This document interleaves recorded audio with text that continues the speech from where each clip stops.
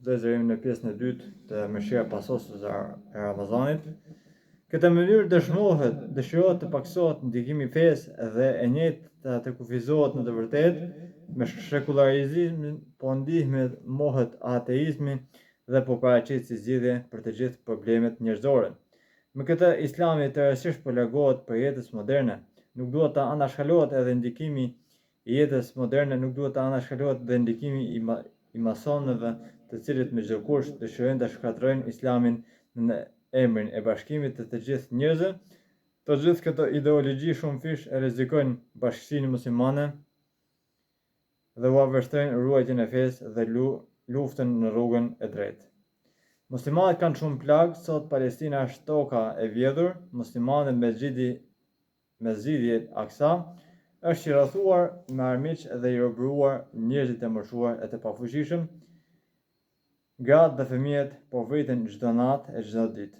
Ata mund t'i kthejnë vetëm prijes që është i guzimshëm, sikur se Omer ibn al-Hatabi, i vendosur si Salahuddin i Eyyubit dhe i sinqert, sikur se Ibn Taymije, gruaja muslimane rregullisht nën pastërtinë dhe devotshmërisë në fenë e saj. Rinia muslimane u është ekspozuar shumë sprovë që e nxisin flakët e lakmisë së tyre dhe të cilët i zgjojnë insektet më të ulta të ata. Fetë tjera ditën më shumë ndikojnë nëpër vendet muslimane, ndërsa përçarjet brenda muslimanëve janë më të mëdha e më të rrezikshme. Në këto kushte dietarët muslimanë duhet t'i këshillojnë besimtarët që të jetojnë fenë e tyre, që të luftojnë për të me çdo ide, me çdo fjalë e vepër. Muslimanët duhet t'u tregojnë vëllezërve të tyre për rëndësinë e ruajtjes së fesë, po edhe për të gjithë rreziqet rreth tij, të cilët e rrezikojnë dhe të cilët dëshirojnë të shkatërrojnë flakën e fesë së Allahut në të uniteti muslimanëve dhe ruajtja e fesë. Gjithsesi se është detyrë shumë e kërkuar për këtë, muslimanët duhet të punojnë ditë e natë që të realizohet uniteti i muslimanëve. Mbi të gjitha, muslimanët duhet të largohen prej zënkave ndërmjet tyre, mos kuptimeve dhe përçarjeve. Mos uniteti islam duhet të ndalet dhe të jetë lajmi kryesor. Sot muslimanët duhet të tejkalojnë gjendjen në të cilën turpohen për veten dhe në të cilën e urrejnë çdo musliman tjetër.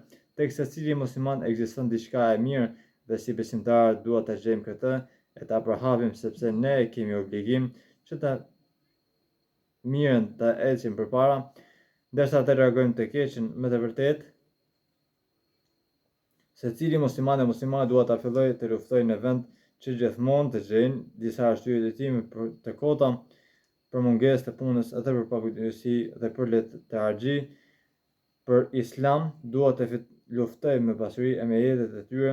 Nëse ne nuk e ndihmojmë fenë tonë me pasuri dhe me jetët tona, atëherë kush do ta bëjë këtë? Gjithsesi, se ne duhet të injorohemi as fuqia e duas. Për këtë shkak, si besimtar, ne duhet të gjithherë të lutemi për sigurinë e umetit dhe për fitoren e muslimanëve.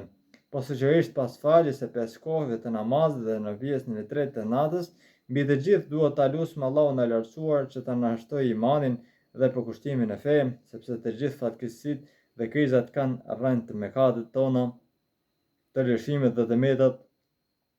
Allahu i lartësuar në Kur'anin e ndershëm thotë: kur ju goditi fatkeqësia, ndërkohë ju i kishit goditur mëparë armiqtë tuaj dyfish, ju thatë: prej nga erdhi neve kjo. Thuaj o Muhammed, kjo ndodhi për jush, vërtet Allahu është i fuqishëm për çdo gjë, po për këtë shkak duhet ta shfrytëzojmë kohën e Ramazanit për ndryshimin e drejtimit dhe për marshim drejt fitores, sepse muslimanët në Ramazan kanë marrë guzim dhe kanë korrur fitore të mëdha, mirë po pas gjeneratave të cilët me përkushtim dhe sinqerisht e kanë jetuar Islamin, u paraqiten muslimanët e pakujdesshëm, të cilët nuk e kanë dhënë mundin në emrin e Allahut, por jetët e tyre ata i kalojnë në kërkim të bukurisë të kësaj bote. Ramazani është i shndruar në kohë të mërzisë, mirimit dhe vajtimit, që si zgjidhjes gjendet në duart tona, nëse sinqerisht i drejtohemi Allahut të lartësuar dhe i pasojmë udhëzimet e tij. Ndihma me siguri dhe shumë shpejt do të vi. Allahu i lartësuar e ka treguar këtë në disa vende në Kur'an: o besimtar, nëse e ndihmoni Allahun dhe ai do t'ju ndihmoj dhe do t'ju bëjë të qëndroni fort në këmbët tuaja. Allahu ju ndihmoi në Bedër kur qet të pafuqishëm, andaj friksoni Allahut për të qenë falendërues.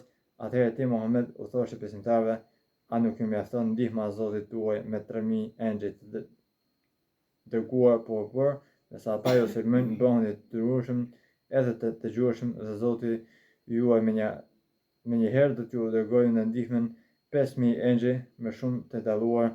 Allahu e bëra këtë që t'u sjellë lajmin e gëzuar dhe që t'ju qetësoj zemrat. Vërtet fitoria është vetëm nga Allahu i plotfuqishëm dhe i urti.